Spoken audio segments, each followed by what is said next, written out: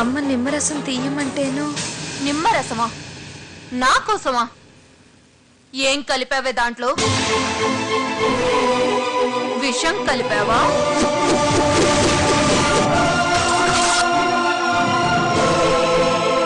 అలా మాట్లాడతావేంటక్క?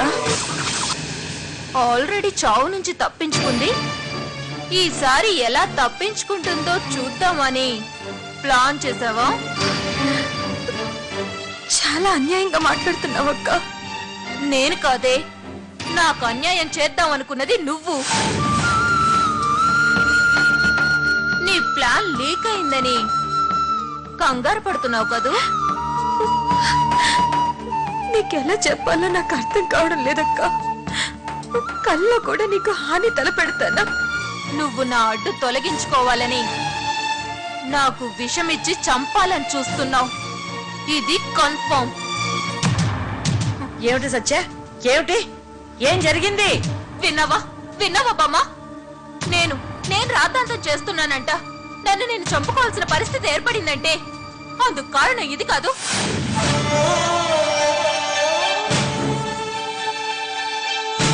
కుండ బద్దలు కొట్టినట్టు నువ్వు నాకు వద్దు అని మాధవ్ నాతో చెప్పేశాడంటే అందుకు కారణం ఇది కాదు.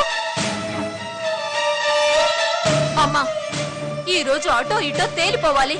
ఈ ఇంట్లో ఉంటే అదైనా ఉండాలి, నేనైనా ఉండాలి, అంతే. సత్య, చాలు. ఇప్పటికి జరిగింది చాలు. నోరు మూసుకొని నీ గదిలోకి వెళ్ళు.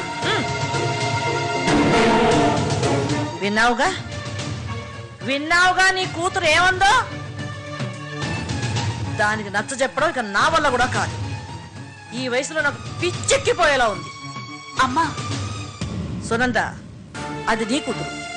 దాని సమస్యను పరిష్కరించాల్సిన బాధ్యత నాకన్నా నీకే ఎక్కువ.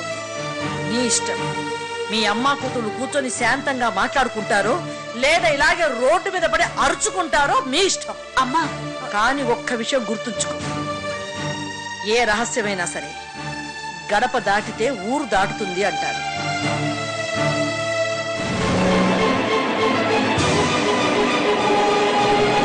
ఇప్పుడు సత్యకు జరగరాందేదైనా జరిగితే ఎంత అప్రతిష్ట. ప్రేమ, జ్ఞాపకాలు అనేవి పెళ్లికి ముందు వరకే. ఆ తర్వాత శాశ్వతంగా వాటిని మనసులోంచి తుడిచేయాలి.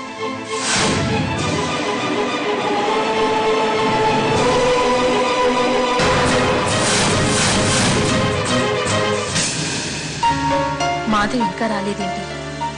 సత్యని వాళ్ళ ఇంట్లో దింపడానికని వెళ్ళినవాడు ఎక్కడికి వెళ్ళినట్టు, ఏమైపోయినట్టు? ఒకవేళ అక్కడ సత్య మళ్ళీ ఏదైనా గొడవ చేసుంటుందా?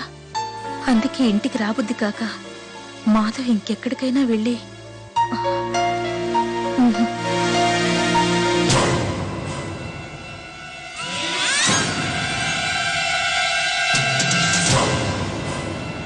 ఏంటత్తయ్యా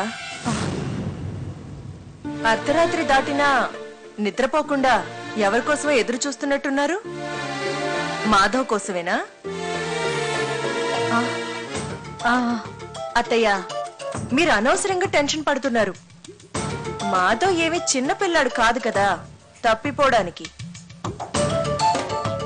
పాపం ప్రాణం మీదకి తెచ్చుకున్న సత్యని వదిలిపెట్టి రాలేక శోభన, అదే డైటింగ్ పేరుతో వేళకి సరిగ్గా తిండి తినక కళ్ళు తిరిగి పడిపోయి ప్రాణం మీదకి తెచ్చుకున్నంత పని చేసింది కదా సత్య.